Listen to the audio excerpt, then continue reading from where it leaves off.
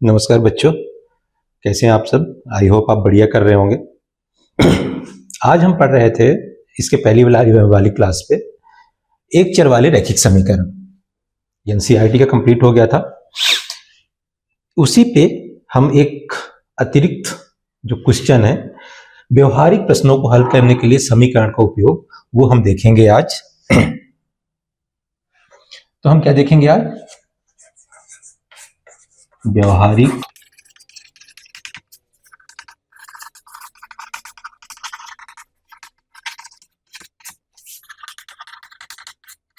जो practical question होते हैं उनको कैसे सॉल्व किया जाए समीकरण का उपयोग करके। कुछ बच्चे सोच रहे होंगे सर एनसीईआरटी का तो कोर्स खत्म हो गया, फिर आप क्यों ये मजबूरन एक्स्ट्रा टॉपिक लेके आ गए हैं। तो मैं बता दूं कि ये टॉपिक ऐसे बच्चों के लिए है जिनके लिए मेहनत कोई बड़ी बात नहीं होती है। मेहनत इतना करते हैं कि उनके सपने एक दिन साकार होते हैं। तो ऐसे बच्चे जो कभी मेहनत करने से पीछे नहीं हटते, उनके लिए बस एक शेर पढ़ना चाहूंगा। आप ध्यान दीजिएगा शब्दों पे। किताबों का साथी है तू, सपनों का रखवाला। ये आवाज कहां से आ रही है? आप ये समझिए कि प्रकृति बोल रही है ऐसे बच्चों से जो कभी मेहनत करने से पीछे हटते ही नहीं है और जो प्रकृति को लगता है कि वही उसके सपनों को साकार करेगा। तो उनके लिए है कि किताबों का साथी है तू, सपनों का रखवाला, हर अंधेरे में भी तू रोशनी का उजाला। किताबों का साथी है तू, सपनों का रखवाला, हर अंधेरे में भी रोशनी का उजाला। आगे वाली लाइन पे ध्यान दीजिएगा। गिर के संभलता है, गिर के संभलता है, रुकता कभी नहीं। गिर के संभलता है, रुकता कभी नहीं। सपने सच होंगे तेरे, बस तू थकना नहीं, बस तू थकना नहीं।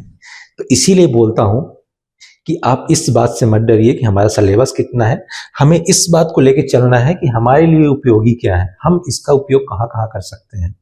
बाकी किताब में क्या है, किताब आप थोड़ा भी पढ़ेंगे तब भी पास हो जाएंगे। तो ये हमारे जीवन में उपयोग होने के लिए जो प्रैक्टिकल लाइफ के क्वेश्चन है हम वहां पे देखेंगे इसको कि किस प्रकार से रिलेट करते हैं, इस समीकरण का उपयोग करके हम क्वेश्चंस कैसे बना पाते हैं। ठीक है, तो ये पहला क्वेश्चन आपकी स्क्रीन पे दिख रहा होगा। दो संख्याओं का योग 45 तथा उनका अनुपात 7/8 है। संख्याएं ज्ञात कीजिए। अब बताइए, जब दो संख्याएं होंगी तो हम क्या मान लेते हैं? इस पे हमेशा आप ध्यान दीजिए कि कोई भी जो चर वैल्यूज हैं वो हमें मानना पड़ता है। जब भी ऐसी चीजें होती हैं कि हमें ज्ञात नहीं होता कि एक ऐसी संख्या है, हम उसको x मान लेते हैं या फिर y मान लेते हैं या फिर z मान लेते हैं। तो सबसे पहले हम मानते हैं कि माना पहली संख्या बराबर क्या है? x। हम क्या मान लें कि पहली संख्या x है। तो अब बताइए दूसरी संख्या क्या हो जाती है? ठीक है, अब यदि हम देखें अकॉर्डिंग टू क्वेश्चन, पहली संख्या प्लस दूसरी संख्या बराबर कितना दिया है? क्या बोल रहा है कि दो संख्याएं, मतलब पहली संख्या और दूसरी संख्या, इन दोनों का योग कितना है? 45 है। इतना समझ में आ रहा है कि दो संख्याओं का योग दिया गया है कितना है? 45 है। ये अकॉर्डिंग टू क्वेश्चन है, क्वेश्चन में दिया गया है। ठीक है, अब हम क्या मान ले कि पहली संख्या क्या है? x है। तो पहली संख्या पे यदि x रख दे प्लस दूसरी संख्या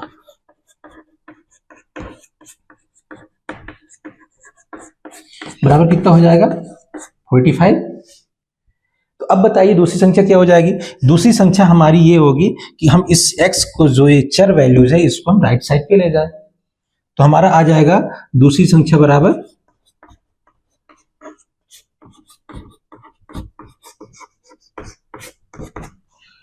45 माइनस x। आ रही बात समझ में? हम एक संख्या को मान लिए कि x है और दूसरी संख्या को हम x के टर्म पे ही निकाल लिए, 45 माइनस x है। ठीक है, अब प्रश्नानुसार क्या दिया गया है?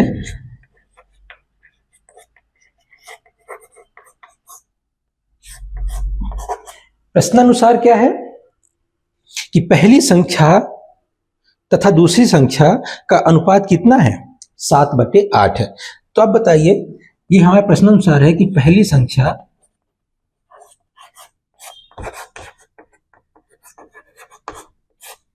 बटे दूसरी संख्या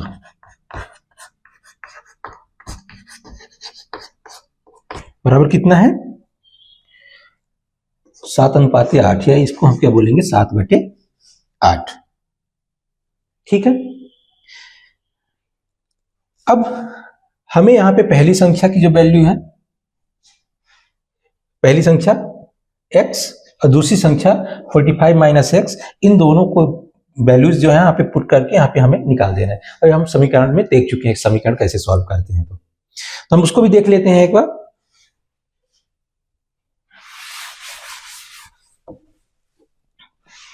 तो क्या हो जाएगा? पहली संख्या मतलब मिटा दी, पहली संख्या क्या थी? x बटे दूसरी संख्या क्या आ गई? दूसरी संख्या 45 माइनस x, 45 माइनस x, ये किसके बराबर है? 7/8 के। ठीक है। अब जब हम इसको सॉल्व करेंगे तो ये पता है कि यहाँ पे चूंकि ये अचर वैल्यूज है, इनका एक तिर्यक गुणा होगा, तो 8 का गुणा x के साथ हो जाएगा, 7 का गुणा इस कंप्लीट पद के साथ हो जाएगा। ठीक है। तो हम क्या करेंगे? 8 इंटू एक्स, इसका गुणा इधर कर दिए, बराबर 7 इंटू 45 माइनस एक्स हो जाएगा।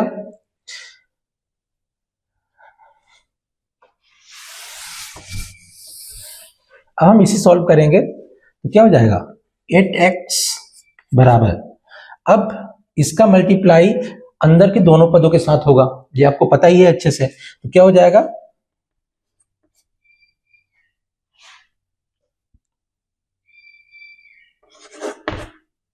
-7x, मल्टीप्लाई एक बार कर लीजिएगा। ठीक है, 7 का 45 से,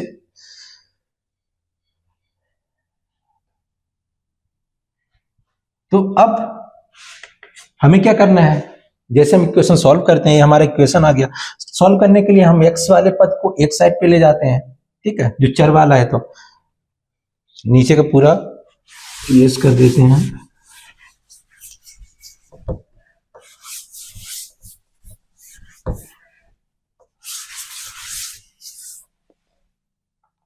तो क्या हो जाएगा? 8x minus plus 7x equal to 315 होगा, क्योंकि ये माइनस था यहाँ पे। जब ये LHS में आएगा तो माइनस का क्या हो जाएगा? प्लस हो जाएगा। दोनों को ऐड करेंगे तो 15x इक्वल टू 315। ठीक है, या x equal to 315 divided by 15, cancel किससे होगा ये? तो जो नियम है कि 3 से हम पहले चेक करते, 2 से होगा क्या? 2 से तो होगा नहीं, क्योंकि 2 से कौन सी संख्या विभाजित होगी? विभाजिता के नियम पे हम देख चुके हैं कि जिनकी इकाई स्थान पे 0, 2, 4, 6, 8 हो। अब यहाँ पे है क्या? 5 है, इसलिए 2 से विभाजित नहीं होगी। तो किससे देखेंगे हम? 3 से। और 3 से विभाजिता का नियम क्या बोलता है कि यदि किसी भी संख्या के सभी अंकों का योग 3 से विभाजित हो जाता है तो वह संख्या भी 3 से विभाजित होगी। अब देखिए यहाँ पे इसके सभी अंकों का योग क्या हो जाएगा? 3 + 1 + 5। 315 में 3 अंक है, 3 1 5, इन सभी का योग क्या हो जाएगा? 5 1 6 3 9। ये तो विभाजित हो, अब 3 जो 9 है 3 से विभाजित हो रहा है, इसका मतलब ये तो 3 से विभाजित हो जाएगा। अब नीचे वाले का भी चेक कर लेते हैं। 5 + 1 6, 6 3 से विभाजित है, इसलिए ये संख्या भी विभाजित होगी। तो हम पहले 3 से कर लेते हैं। तो 3 1 कम 3, 3 5 15 बटे 3 का 15 में भाग देंगे, 3 5 15। ठीक है, 3 1 कम 3, पूरी तरह से कैंसिल हो गया। 1 आया तो 3 में 1 का एक भाग नहीं जाएगा, इसलिए 0 हो गया। और इसके बाद 5 आ गया तो 15 हो गया, तो 3 5 15 यहाँ पे ऐसे है। ठीक है, अब हम यहाँ पे देखते हैं कि अब 5 से, क्योंकि लास्ट में इकाई स्थान पे क्या है 5 है, तो हम ये पता है कि 5 से विभाज्यता का नियम, किसी भी इकाई स्थान पे, किसी संख्या के इकाई स्थान पे यदि 5 या 0 हो वो 5 से विभाजित हो जाएगा। तो हम इसको 5 से डायरेक्टली करते हैं। 5 1 जा 5, 5 2 जा 10, 5 1 जा 5। तो x की वैल्यू कितनी हुई 21, 21 आया। ये हमारा पहली संख्या हो गई। ठीक है, अब दूसरी संख्या क्या थी, यहां पे देख लेते हैं।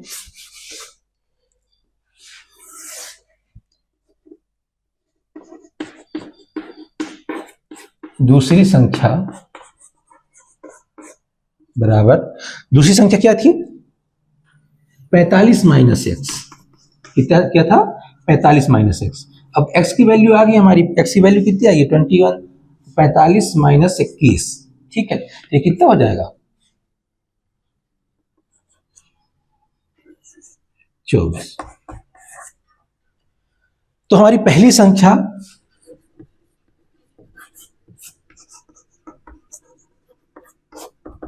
इक्कीस थी और दूसरी संख्या क्या थी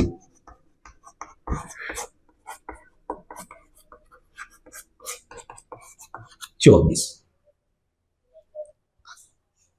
तो इस प्रकार से हम देखते हैं कि किसी भी प्रैक्टिकल क्वेश्चन को, प्रैक्टिकल बेस्ड क्वेश्चन को, मतलब व्यवहारिक प्रश्नों को सॉल्व करने के लिए भी समीकरण बहुत उपयोगी होते हैं। और खास तौर से समीकरण इसीलिए उपयोगी होते हैं कि हमें व्यवहारिक क्वेश्चन, जैसे क्वेश्चन में आता है माना इसकी आई इसके इतने गुना है, ये सारी चीजें होती है जब, तो हम यही क्वेश्चन यूज करते हैं, यही पैटर्न यूज करते हैं, समीकरण ही बनाते हैं उसका, फिर सॉल्व करते हैं। ठीक है, तो चलिए अब हम दूसरा क्वेश्चन लेते हैं इसके बाद।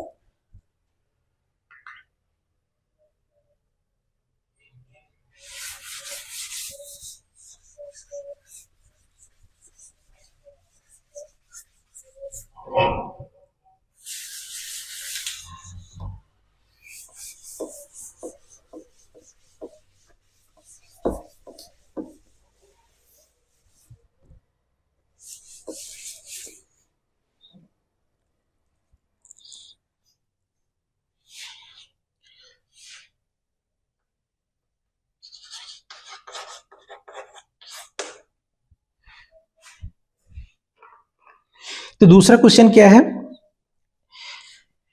आप एक स्क्रीन पे जो क्वेश्चन दिख रहा होगा, एक 2 अंकीय संख्या के दोनों अंकों का योग 12 है। यदि अंकों को उलटने से प्राप्त नवीन संख्या मूल संख्या से 18 अधिक हो जाती है तो मूल संख्या ज्ञात कीजिए। ठीक है, बहुत अच्छा क्वेश्चन है। इसको देखते हैं, सबसे पहले सॉल्व करते हैं। देखिए, अब मान लीजिए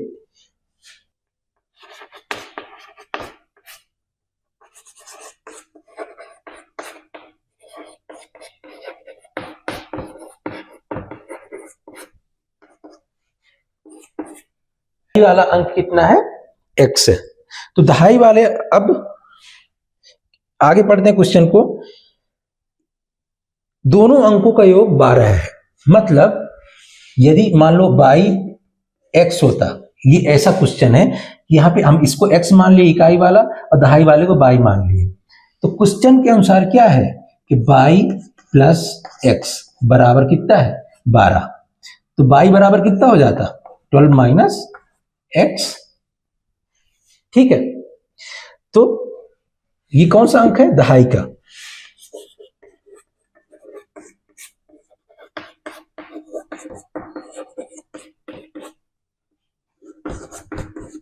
ये 12 माइनस x कैसे हुआ आपको समझ में आ गया। देखिए, हम यहां पे मान लिए पहले, क्योंकि हम इकाई का अंक तो फिक्स कर लिए कि x ही है, यहां पे हम मान लिए पहले ये 2 अंकीय संख्या है, इसी प्रकार से लिखा जाता है। ठीक है, तो अब क्या दे रहा है प्रश्नानुसार कि ये दोनों अंकों का योग, मतलब बाई का और x का, यदि हम योग करें तो कितना आएगा 12 होना चाहिए। ठीक है, तो हमें इसको बाई को किसके टर्म में लिखना है x के टर्म में, तो x को हम राइट साइड ले जाएंगे, इधर प्लस है आगे से आगे माइनस हो जाएगा, तो बाई इक्वल टू कितना हो गया 12 माइनस x। आ रही बात समझ में। तो ये हमें अब दोनों अंक पता चल गए, एक इकाई का अंक पता चल गया और एक दहाई का अंक पता चल गया।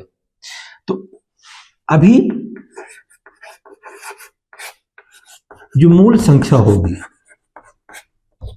कितना होगा, अब जो इससे बनने वाला मूल संख्या होगी तो क्या होगी, अब मान लीजिए इसको मैं यदि लिखता यहां पे प्लस करके, तो क्या करता है यहाँ पे y इंटू 10 करता, क्योंकि ये दहाई के स्थान पे है, प्लस x इंटू 1 करता, 10y प्लस 1 करता, 10y प्लस x। सेम इस संख्या को ऐसे लिख सकता हूं जैसे अभी मैं विस्तारित रूप में बताया। तो इसी तरह से हम क्या करेंगे, यहाँ पे दहाई के अंक में 10 का गुणा करेंगे और जोड़ देंगे किसके, इकाई अंक के साथ में। तो मूल संख्या क्या हो जाएगी, 10 गुणे 12 माइनस x प्लस x, मूल संख्या हो गई। अब आगे पढ़ते हैं क्वेश्चन को। आगे क्या दिया है, यदि अंकों को उलटने से प्राप्त नवीन संख्या मूल संख्या से 18 अधिक हो जाती है। ध्यान दीजिए, ये मूल संख्या हो गई, ये पहला आ गया। अब प्रश्नानुसार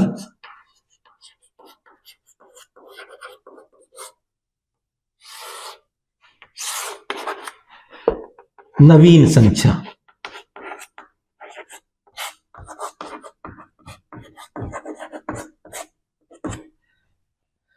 अब नवीन संख्या बोल रहा है, इसका मतलब कि हम क्या कर रहे हैं, इन दोनों के मान को परिवर्तित कर दे रहे हैं। मतलब इकाई का अंक क्या बोल रहा है कि इन अंकों को उलट दिया जाए, मतलब पहले बाई एक्स था तो अब क्या कर दिया जाए, नवीन में एक्स बाई कर दिया जाए। ठीक है, तो अब जो होगा तो 10 का मल्टीप्लाई किसके साथ होगा, एक्स के साथ होगा, और बाई के साथ 1 का मल्टीप्लाई होगा। ठीक है, क्योंकि अब दहाई वाला अंक कौन हो गया है, एक्स हो गया है। तो अब ये दहाई का हम ये मानते हैं कि नवीन जब पलटेंगे तो ये इकाई वाला दहाई बन जाएगा और दहाई वाला इकाई हो जाएगा। ठीक है, तो नवीन संख्या क्या हो जाएगी, अब ये मान लीजिए दहाई का हो गया तो दहाई में 10 का मल्टीप्लाई होता है, तो 10 इंटू एक्स प्लस, और इकाई के साथ ये इकाई का बन जाएगा, इकाई के साथ किसी का होता नहीं है, 12 माइनस एक्स। ठीक है, तो इस प्रकार से दोनों संख्याएं हमें प्राप्त हो गई जो प्रश्न में दिया था। अब प्रश्न के अनुसार पे क्या बोला है,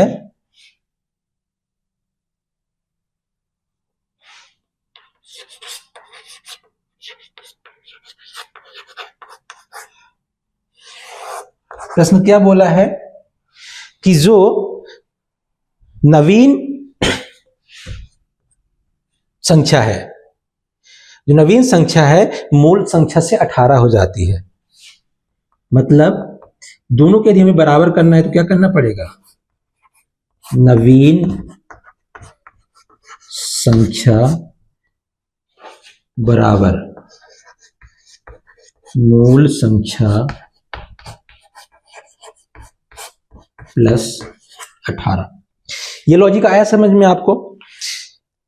नवीन संख्या मतलब क्वेश्चन में क्या बोला गया है कि जो नई संख्या बनती है, नई संख्या कौन सी, ये वाली नई संख्या मूल संख्या से 18 अधिक हो जाती है, मतलब ये 18 अधिक हो जाती है। तो दोनों पक्षों को बराबर करने के लिए या तो हमें ये जो ज्यादा हो जाता है तो 18 इस पे घटाना पड़ेगा, या फिर मूल संख्या में 18 जोड़ना पड़ेगा, तब तो दोनों बराबर होंगे। भाई यदि हमारे पास, हम ये बोलते हैं कि हमारे पास 18 रुपए ज्यादा हो गए, ठीक है, सामने वाले से, तो दोनों को बराबर करने के लिए क्या करना पड़ेगा, या तो उसको 18 रुपए कहीं से और दिलवा दें, या फिर हमसे 18 रुपये भैया माइनस करवा दो, दोनों इक्वल हो जाएंगे। ठीक है, तो यही चीज यहां पे हुई है। नवीन संख्या जो है मूल संख्या से 18 अधिक था, तो हम यहाँ पे मूल संख्या को 18 रुपए और दे दिए कि तुम रख लो और तुम बराबर हो जाओ। ठीक है, अब हमारा ये यहाँ पे जो है इक्वेशन बन गया। अब हम इसको आसानी से सॉल्व कर सकते हैं।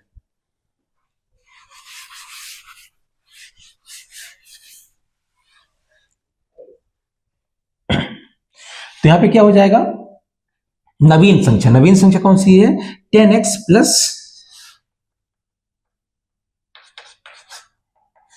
10x plus 12 minus x. अब यहाँ पे देखिए ब्रैकेट है, माइनस का प्लस के साथ मल्टीप्लाई होगा तो माइनस प्लस माइनस होता है, माइनस एक्स। ठीक है, तो ये नवीन संख्या है। ये किसके बराबर है? मूल संख्या। मूल संख्या जो है ये है, तो यहाँ पे 10 का 12 से गुणा होगा 120 माइनस प्लस माइनस हो जाएगा माइनस 10x प्लस x, अब लास्ट में क्या ऐड कर देंगे? प्लस 18। ठीक है, हम क्या किए, इस इक्वेशन में जो हमारे वेरिएबल्स थे उनकी वैल्यूज रख दिए कि नवीन संख्या, क्योंकि नवीन संख्या हम निकाल लिए थे 10x plus 12 minus x, 10x plus 12 minus x, ये किसके बराबर था? मूल संख्या प्लस 18। तो मूल संख्या यहाँ पे क्या थी? मूल संख्या 12 का 10 से मल्टीप्लाई करेंगे तो 12 हम 120 माइनस 10x, 10 का s से गुणा होगा 10x प्लस x, और लास्ट में क्या बचा है हमारा? प्लस 18। ठीक है, अब इसको हम सॉल्व करेंगे। अब 10 को 10x में एक x माइनस करेंगे तो कितना हो जाएगा? 9x। अब यहां से डायरेक्टली हम इसको क्या करते हैं? पक्षांतरण कर लेते हैं। ये माइनस है, इधर आएगा तो प्लस हो जाएगा, प्लस 10x, ये प्लस है तो इधर आएगा तो माइनस हो जाएगा, माइनस x बराबर, वेरिएबल को एक साइड कर रहे हैं, नॉन वेरिएबल को एक साइड कर रहे हैं। ठीक है, 120 प्लस, अब ये दोनों तो इस साइड आ गए, बचा कितना? 18, इधर भी है 12 है, ये माइनस क्या हो जाएगा? 12। ठीक है, तो अब हम इसको सॉल्व करेंगे यदि आगे, तो इतना कितना हो जाएगा? 18x 9x, ये 10x में एक x माइनस हो जाएगा तो 9x ए, तो 9 दूनी 18x बराबर, ये कितना हो जाएगा? 126।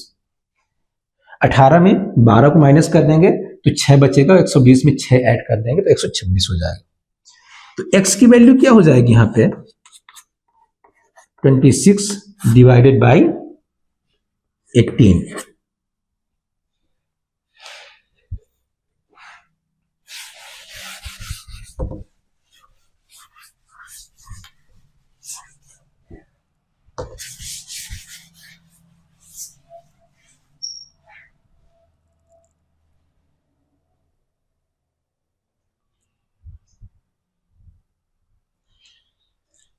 तो इसको जब सॉल्व करेंगे तो क्या हो जाएगा?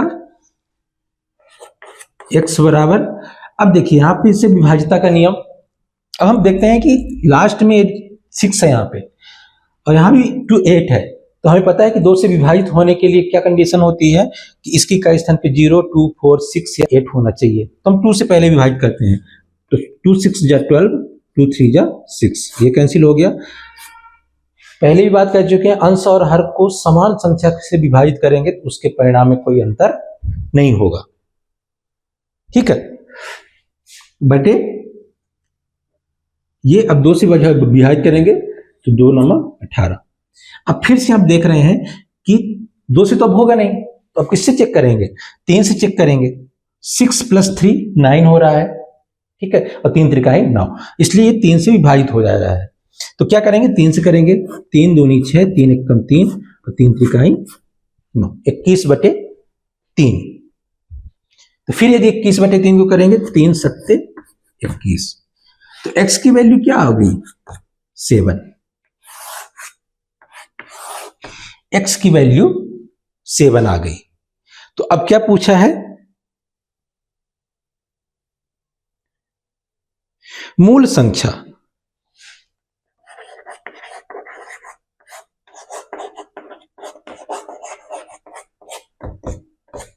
मूल संख्या बराबर कितना हो जाएगा? अब मूल संख्या का इक्वेशन जो आया था कितना था? 120 माइनस 10x प्लस x, यही था मूल संख्या का इक्वेशन। तो मूल संख्या के इक्वेशन में x की वैल्यू रखेंगे यदि, तो 120 माइनस 10 गुणे 7, 10 सत्ते 70 प्लस 7, कितना हो जाएगा? 120 127 करते हैं, ठीक है, -70 कितना हो जाएगा? 57 होगा, 57, ठीक है। तो हमारी जो मूल संख्या है कितनी आ गई? 57। तो अब हम देखते हैं कि हमारी मूल संख्या क्या आ गई। यहां पे देखते हैं मूल संख्या बराबर कितना हो गया?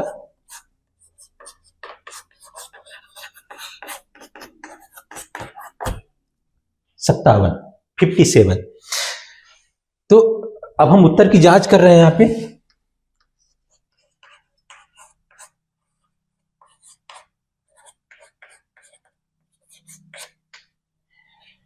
तो यदि अब जो नई संख्या बनेगी हमारी, इससे क्या बोला गया था कि अंकों को उलट देने से, मतलब यदि हम अंकों को उल्टा कर दें, हम दहाई को 7 मान ले, इकाई को 5 मान ले, तो नवीन संख्या क्या हो जाएगी?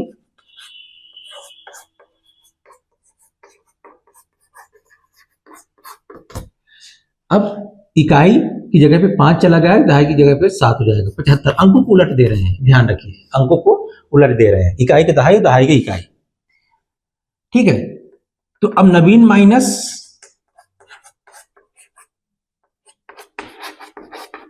मूल संख्या बराबर कितना हो जाएगा? 75 माइनस 57। अगर इस पे माइनस करेंगे, 75 में 57 को घटाएंगे, कितना आएगा? तो 15 में 7 8 हो जाएगा, और 7 में 6 1 18। तो ये हमें दिया ही गया था कि जो नवीन संख्या है मूल संख्या से 18 अधिक हो जाती है। तो यहाँ पे देखिए 18 आ रहा है, इसका मतलब हमारा आंसर सही है। It is clear?